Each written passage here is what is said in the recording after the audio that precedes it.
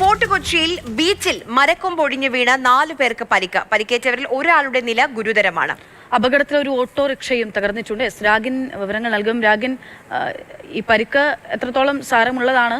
എങ്ങനെയാണ് മരക്കൊമ്പ് ഉണങ്ങിയിരിക്കുന്ന അവസ്ഥയിലുള്ളത്? ഒടിഞ്ഞു വീണതാണോ, കാറ്റിലാണോ, എന്താണ് ഉണ്ടായത്? അല്പസമയം മുമ്പ് ഫോർട്ട് കൊച്ചിയിലാണ് ഈ സംഭവം ഉണ്ടായിരിക്കുന്നത്. 4 പേർക്ക് പരിക്കേറ്റിട്ടുണ്ട്. അതിൽ ഒരാളുടെ നില ഗുരുതരമാണ്. ഫോർട്ട് കൊച്ചി സ്വദേശികളായിട്ടുള്ള ആളുകൾക്ക് തന്നെയാണ് പരിക്കേറ്റിരിക്കുന്നതെന്നാണ് ലഭിക്കുന്ന വിവരം. Johnson, Ashraf, Siddique, Joseph Alvin, ഈ 4 പേർക്കാണ് പരിക്ക് ഉള്ളത്. ഏറെ പഴക്കം ചെന്ന മരമാണ്. അവിടെ ഒട്ടനവധി ഇത്തരത്തിലുള്ള മരങ്ങളുണ്ട്. തണൽ മരങ്ങൾ എന്ന നിലയിൽ തന്നെ നിൽക്കുന്ന മരങ്ങളാണ്. ആ ഘട്ടത്തിലാണ് വലിയൊരു കൊമ്പ് താഴേക്ക് ഒടിഞ്ഞു വീണത്. ഒരു ഓട്ടോറിക്ഷയുടെ ചില്ലടക്കം തകരുന്ന നില ഉണ്ടായിട്ടുണ്ട്.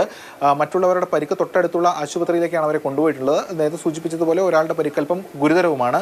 എന്തായാലും ഫയർഫോഴ്സും ഒക്കെ സ്ഥലത്തെത്തി, പോലീസും ഒക്കെ അവിടെ സ്ഥലത്ത് ഉണ്ട്. ഫയർഫോഴ്സ് എത്തിയ കൊമ്പ് കട്ടർ ഉപയോഗിച്ചുകൊണ്ട് മുറിച്ച് മാറ്റിയിട്ടുണ്ട്.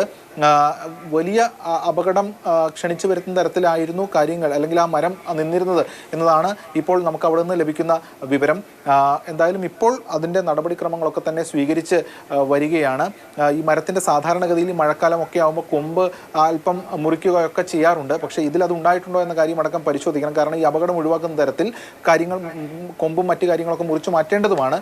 എന്തായാലും അതുൾപ്പെടെയുള്ള കാര്യങ്ങൾ പരിശോധിക്കുന്നുണ്ട്. എന്തായാലും ഇപ്പോൾ 4 പേർക്കാണ് പരിക്കേറ്റിരിക്കുന്നത്. അത് ഒരാളുടെ നില അല്പം ഗുരുതരമാണ് എന്ന വിവരമാണ് ഫോർട്ട് കൊച്ചിയിൽ നിന്നും ലഭിക്കുന്നത്.